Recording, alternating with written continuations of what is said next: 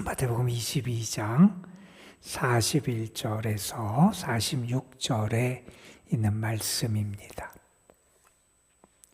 마태복음 22장 41절에서 46절에 있는 말씀,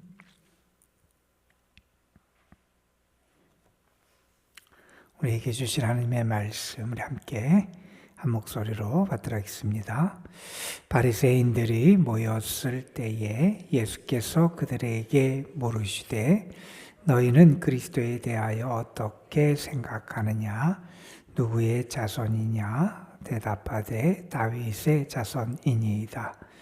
이르시되 그러면 다윗이 성령에 감동되어 어찌 그리스도를 주라 칭하여 말하되 주께서 내 주께 이르시되 내가 내 원수를 내 발 아래에 둘 때까지 내 우편에 앉아 있으라 하셨도다 하였느냐.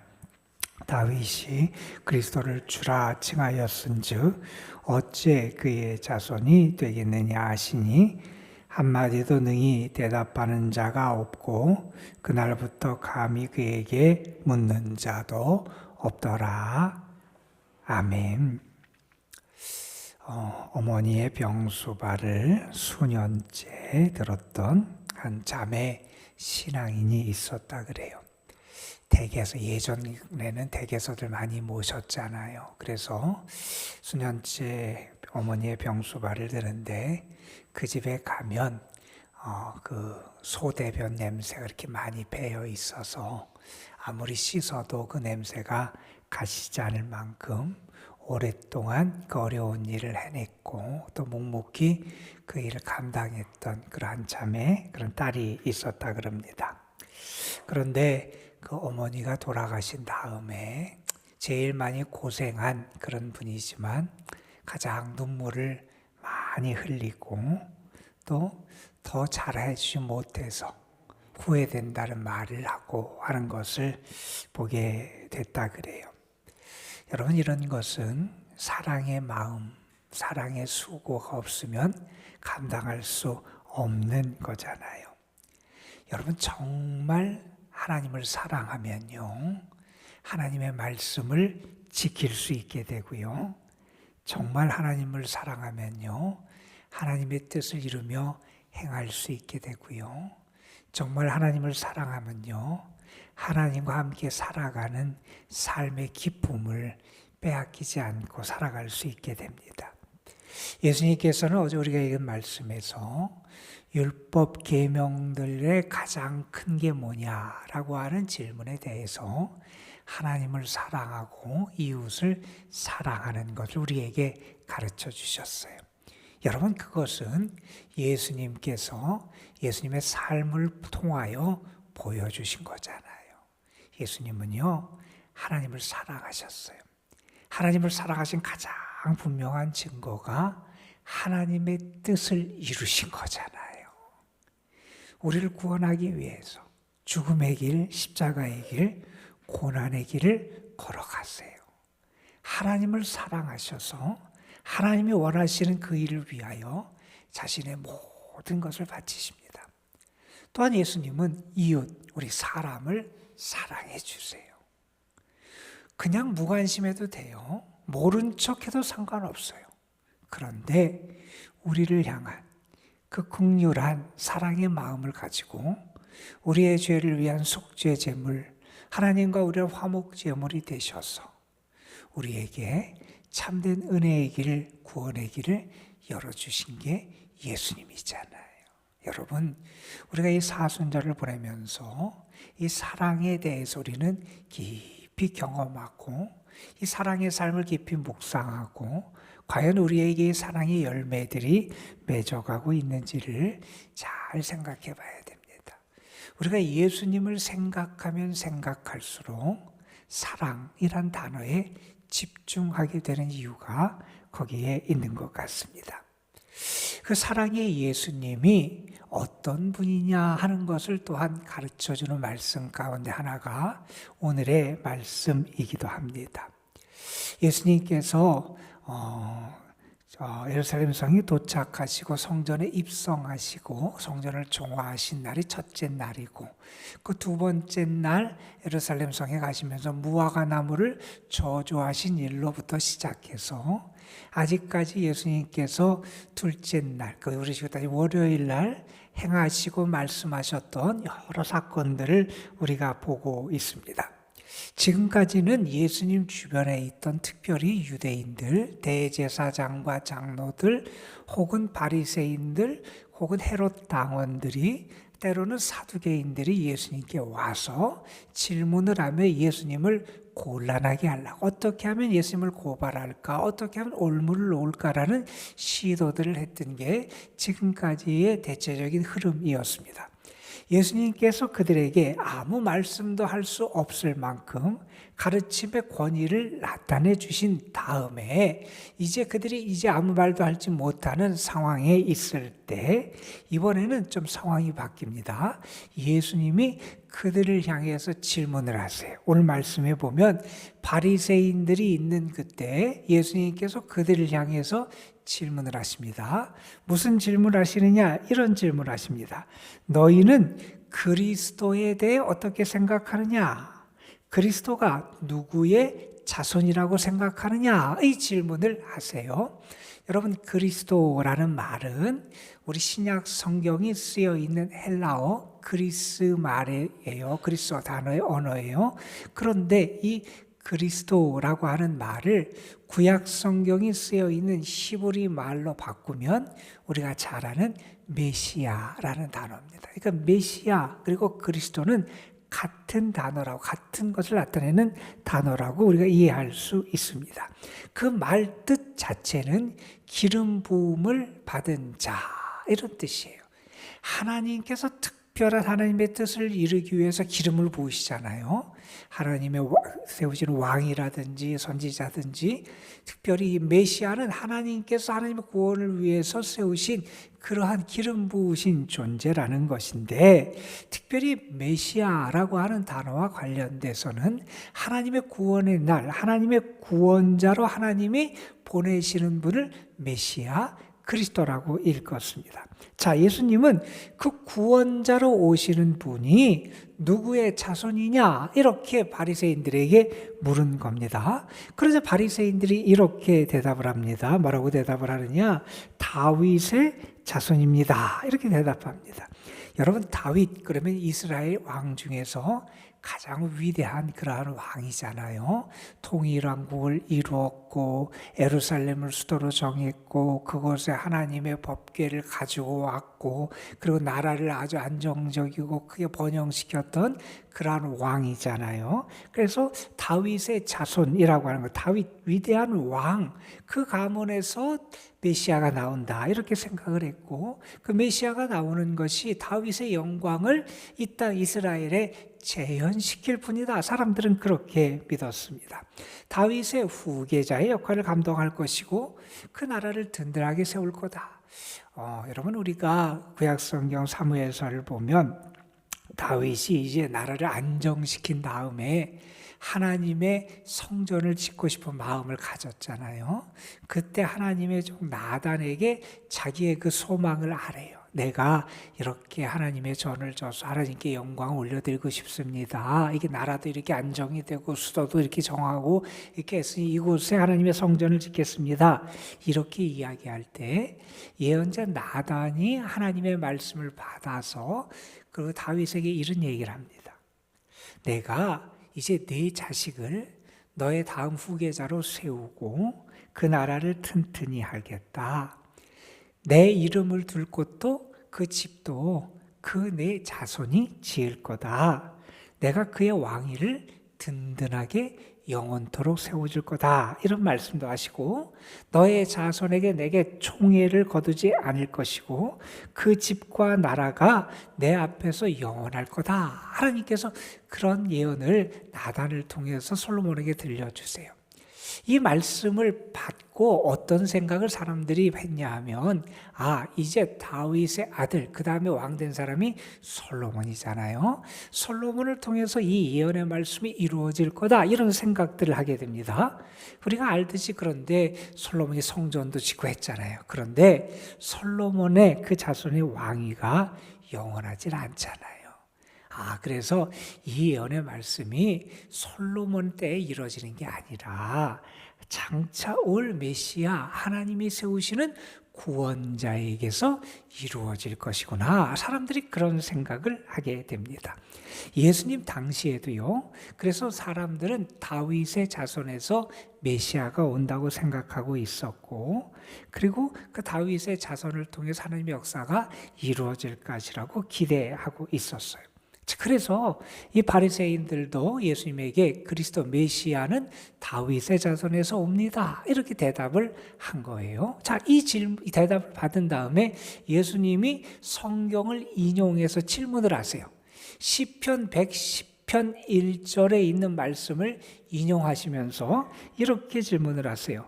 그러면 너희가 다윗의 자손이 메시아, 그리스도가 다윗의 자손이라 그러는데, 그러면 이 말을 어떻게, 우리가 이 말씀을 어떻게 이해해야 되느냐? 그러면서 예수님은 시편 110편 1절 말씀을 말씀하시는데, 주께서 내 주께 이르시되 내가 내 원수를 내 발 아래에 둘 때까지 내 우편에 앉아 있으라.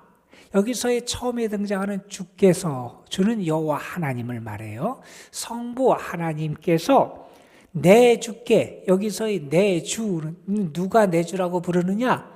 다윗, 이 시편 110편을 쓴 다윗이 주라고 부르는 분이라는 거예요. 다윗이 주님이라고 부르는 분에게 하나님이 말씀하신다는 거예요. 뭐라고 말씀하시느냐? 내가 내 원수를 내 발에 불 때까지 내 우편에 앉아 있으라, 이렇게 말씀하셨다. 이게 시편 110편 1절 말씀, 다윗이 쓴 시편인데, 다윗이 여기에서 그 주를 하고 누구를 주라고 부르느냐? 그리스도를 주라고 불렀다. 그러면 다윗이 주라고 부른 그리스도가 어떻게 다윗의 자손이 될 수 있느냐? 예수님께서 이렇게 질문을 하신 겁니다. 다윗이 그리스도를 주라고 불렀는데, 그렇다면 어떻게 그 그리스도가 다윗의 자손, 후손이라고 말할 수 있느냐 하는 겁니다.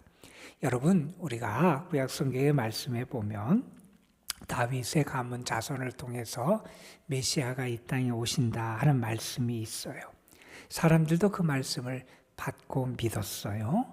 그 말씀대로 예수님이 다윗의 가문을 통해서 이 땅에 오시기도 하셨잖아요. 사람들이 다윗 가문의 메시아를 통해서 기대했던 건요, 다윗처럼 위대한 능력을 나타내고 다윗처럼 우리를 이 로마의 속박에서 해방시키고 다윗이 누렸던 영광과 영화를 그 메시아가 이 땅에 재현시키기를 사람들은 기대했습니다. 그런데 예수님은 이러한 사람들의 기대에 대해서 다른 말씀을 하고 계세요. 물론 메시아가 다윗 가문을 통해서 온다는 거 맞아요. 그런데 단순히 그 메시아는 다윗의 자손만이 아니라는 거예요. 메시아는 다윗의 자손이기도 하지만 단순히 다윗의 자손, 인간 다윗의 자손으로 머무는 분이 아니라는 거예요. 여러분, 다윗 자손의 메시아가 된다고 하는 생각에 위험성이 있는데, 그건 뭐냐 하면 그 당시 유대 사람들이 가졌던 다윗의 자손으로 와서 다윗처럼 우리를 정치적으로 로마로부터 독립시킬 거다, 그러면 정치적인 메시아에 대한 생각으로 그들이 머물 수 있는 위험성이 있고요. 또한 다윗의 자손이라고 하는 그 생각에만 머무르게 되면 뭐냐, 다윗이 조상이니까 그 자손되는 메시아는 다윗보다 작다, 이런 생각을 사람들이 하기 쉽다는 거예요. 그런데 이런 생각에 대해서 예수님이 뭐라 그러느냐, 그 메시아는 다윗의 가문을 통해서 오지만 다윗의 자손 인간으로만 그치는 분이 아니다라고 하는 겁니다. 여러분, 다윗이 그분을 향해서 주님이라고 불렀다는 거예요. 그리스도를 주님으로 불렀다면 다윗이 있을 때도 그분은 계셨다는 의미 아니냐, 이런 거예요.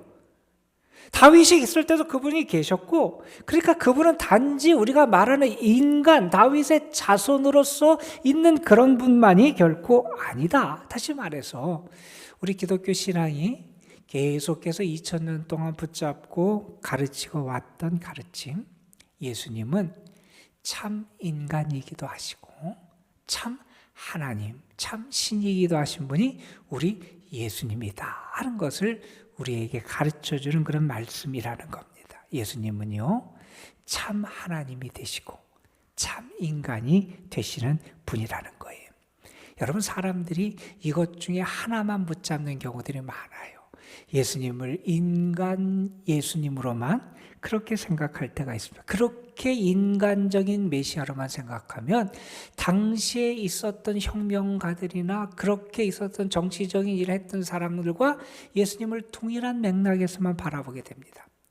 또 예수님에 대해서 예수님은 인간의 모습을 하고 오신, 그러나 실제 인간은 아니셨다, 이렇게 가연설적인 입장에서 예수님을 이해하는, 그러니까 하나님이시기만 하셨다, 신이시기만 하셨다, 이런 입장에서도 예수님의 구원이 우리에게 온전하게 이루어지지 않았다고 여길 수 있는 위험성이 있기도 합니다. 이게 우리는 두 가지 입장을 다 배제해요. 인간으로만 예수님을 바라보는 입장도, 신으로만 예수님을 바라보는 입장도 우리는 다 위험성이 있음을 압니다. 우리 기독교 신앙은 예수님은 참 인간이세요. 히브리서에 있는 말씀처럼 예수님은요, 우리와 같이 약해지시기도 하셨고요, 우리의 고난과 아픔을 친히 겪으시기도 하셨고요, 그분은 실제로 오셔서 육과 피를 입고 이 땅에 오신 분이 우리 예수님이시라는 거예요. 그분은 우리와 같은 고통과 우리의 연약한 모든 것을 다 아세요. 우리의 고민도 하시고 우리의 약함도 다 친히 겪어보셨기에 그분이 어떻게 우리에게 역사하시느냐, 몸소 시험을 받아 고난을 당하셨으니 히브리서 말씀처럼 능히 고난 당하는 우리를 도우실 수 있는 분이 우리 주님이시라는 거예요. 예수님은 참 인간으로 이 땅에 오신 분이시기도 하시고, 예수님은 또한 참 하나님으로 이 땅에 오셔서 우리를 구원하시는 분이 예수님이다 보라는 거예요. 다윗이 그분을 주님이라고 불렀다는 거예요. 다윗은 그분을 향해서 주님이라고 불렀습니다. 다윗이 주님이라고 부를 만큼 그분은 하나님의 아들이시고, 그분은 또한 다윗 때에도 이미 계신 그러한 분이 우리 주님 하나님이신 예수님이다 하는 그런 이야기를 하고 있는 겁니다. 여러분, 우리가 믿는 예수님은요, 다윗의 자손이기도 하시지만 다윗의 주님이기도 하신 분이 우리 예수님이시다는 겁니다. 그 예수님은요, 다윗의 주님이기도 하시지만 모든 인간 인류의 주님이시기도 하신 분이 우리 예수님이다 하는 겁니다. 여러분, 오늘 말씀에서 예수님은 바리새인들이 가지고 있던 그러한 다윗 자손의 메시아관을 수정해 주세요. 예수님은 그리스도는 단지 다윗의 자손일 뿐만 아니라 다윗이 주라고 부를 만큼 하나님의 아들 되시는 참된 신성을 가진 그런 분이 예수님이시다 하는 것을 우리에게 가르쳐 주십니다. 다윗의 자손일 뿐만 아니라 하나님의 아들이시는 분이다. 메시아, 유대인의 메시아일 뿐만 아니라 모든 인류의 구원자가 되시는 분이 우리 예수님이시다 하는 겁니다. 자, 그러면 한번 우리에게 한번 적용해서 한번 우리에게 질문을 좀 던져봤으면 좋겠어요. 우리는 예수님을 어떤 분으로 믿고 있는가? 정말 예수님이 나의 진정한 주님 구원자라는 믿음이 나에게 있는가? 예수님이 하나님의 아들이시고 나의 고통과 아픔을 아시고 나의 모든 것을 도우실 수 있는 진정한 나의 주님이라고 내가 예수님을 고백할 수 있는가 하는 것을 우리가 한번 좀 생각해 보게 됩니다.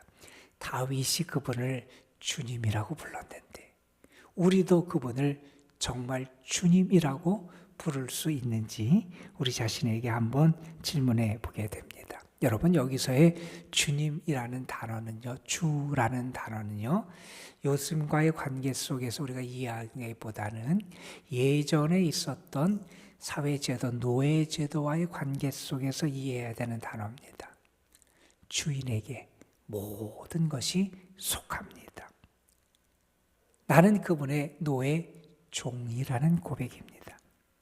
나의 모든 소유가 주님께 있다는 겁니다. 그러면 내가 살아가는 것도, 내가 행하는 모든 것도 주의 뜻이 되어야 된다는 여러분, 오늘 우리는 예수님에 대해서 다시 한번 고백할 수 있었으면 좋겠습니다. 예수님은 나의 주님이 되어주시는 분이고, 예수님은 온 인류의 주님이 되어주신 분입니다.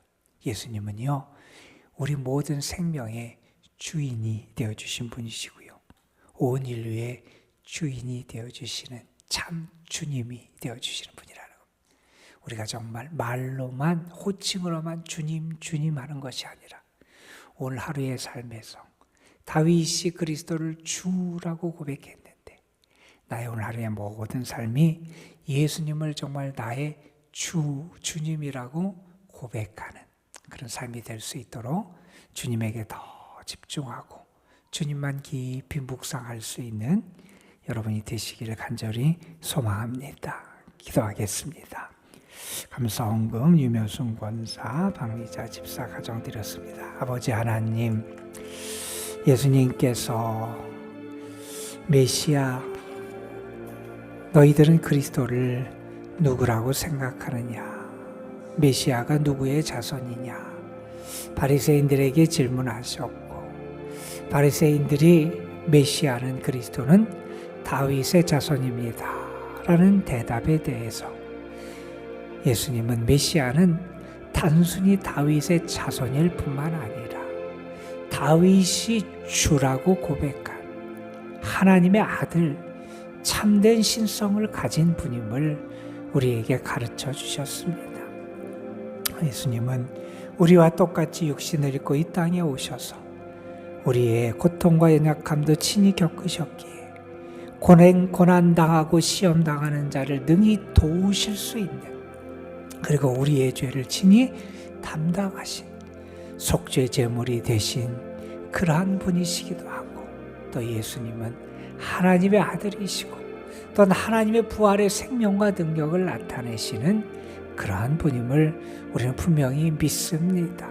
다윗이 그리스도를 주라고 고백했는데, 오늘 저를 하루의 삶에서 정말 예수님을 나의 주라고 고백하며 주님을 향한 진실한 순종과 믿음과 사랑의 삶을 살아갈 수 있는 저희들이 되게 하여 주옵소서.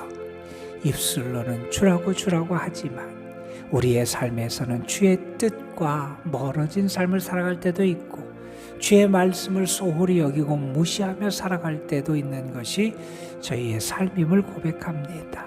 주님, 우리에게 진정한 믿음의 고백을 회복시켜 주셔서 입술의 고백이 삶의 고백으로 나타날 수 있게 하여 주시고, 예수님을 나의 참된 주님으로 고백하고, 그 다윗의 주님이 되셨던 그 예수님이 나의 주님도 되시고 나의 주님이 되신 그분이 우리 모두의 주님이 되심을 우리가 함께 고백하며 그 고백대로 살아낼 수 있는 저희의 삶이 되게 하옵소서. 나의 말에서나 행동에서나 생각에서나 내가 무엇을 결정할 때나 걸어갈 때나 주님이, 정말 예수님이 나의 참된 주인 되심을 내가 나의 삶을 통해서 드러낼 수 있도록 인도하여 주옵시며, 내가 주인이 되고 내가 결정을 하고 내 뜻을 앞세웠던 그 모든 것에서 정말 주님이 앞세워지고 주님보다 귀한 것이 없고 주의 뜻이 먼저임을 우리가 나타내며 살아가는 저희의 삶 되게 하옵소서.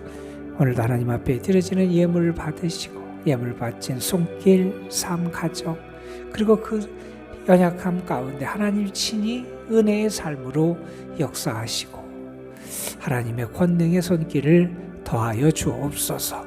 오늘도 하나님 앞에 나와서 기도합니다.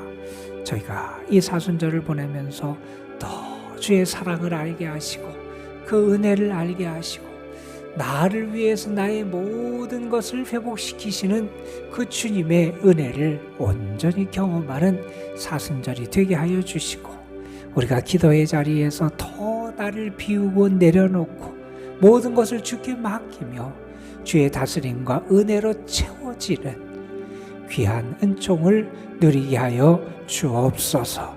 주께 모든 걸 의탁하오며 우리의 기도를 들으실 우리 주 예수 그리스도의 이름으로 기도드리옵나이다. 아멘.